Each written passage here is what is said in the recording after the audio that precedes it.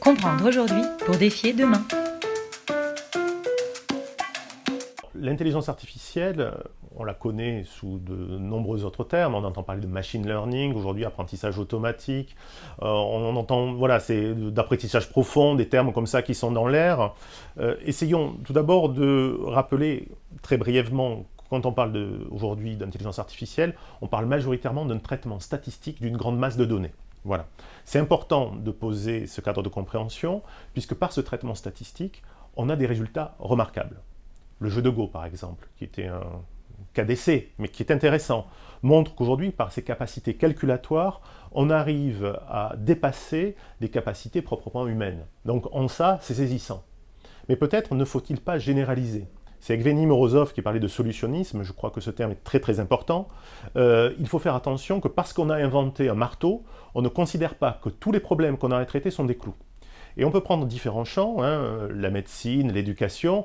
On va s'arrêter sur le cas de la justice. Peut-être que tous les problèmes pour la justice ne sont pas nécessairement des clous. Je m'explique très, très rapidement. On a différentes offres logicielles qui sont sorties, pas qu'en Europe, mais aussi des États-Unis, qui utilisent les capacités de l'apprentissage automatique, une capacité particulière qui est le prédictif. L'idée est de pouvoir permettre l'aide à la décision à partir d'un examen statistique du passé. En ça, peut-être rien de bien nouveau d'ailleurs entre nous, on a aujourd'hui les capacités de données et les capacités calculatoires qui nous le permettent, et pouvoir construire des outils qui répondent rapidement, c'est fantastique. En revanche, quand on commence à traiter de l'humain dans cette machine-là, et non pas comme pour le jeu de Go, des pierres noires, des pierres blanches, 19 lignes sur 19 dans un environnement fermé, mais l'humain dans tout ce qu'il a de sa complexité, j'entends dans un environnement ouvert, c'est peut-être beaucoup plus difficile de mettre en boîte des éléments. Alors, on a vu des solutions de justice prédictive qui sont apparues aujourd'hui sur le marché. Elles sont déjà utilisées, en réalité, que ce soit par des avocats, des assureurs, d'autres directions juridiques. Et ce qui est intéressant d'examiner dedans, c'est quelle a été la matière première qu'ils ont utilisée.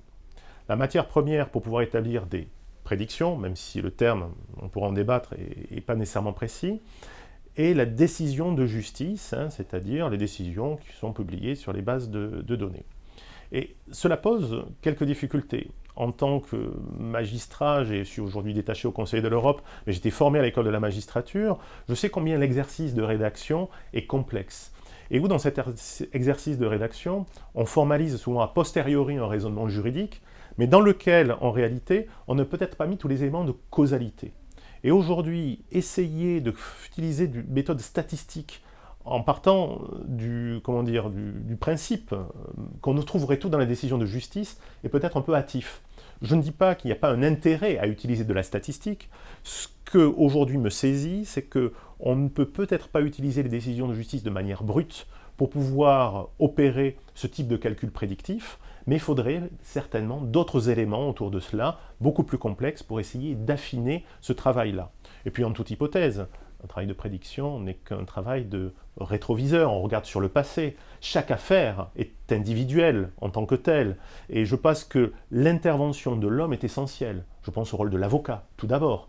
C'est-à-dire que malgré un algorithme qui va peut-être lui proposer un montant de compensation possible au regard de la jurisprudence, toute la singularité du cas est toujours intéressante.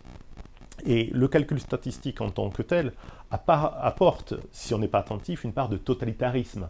Et je ferai référence aux travaux d'Adolphe Quetelet au XIXe siècle, qui avait inventé ce concept d'homme moyen. C'est extrêmement intéressant.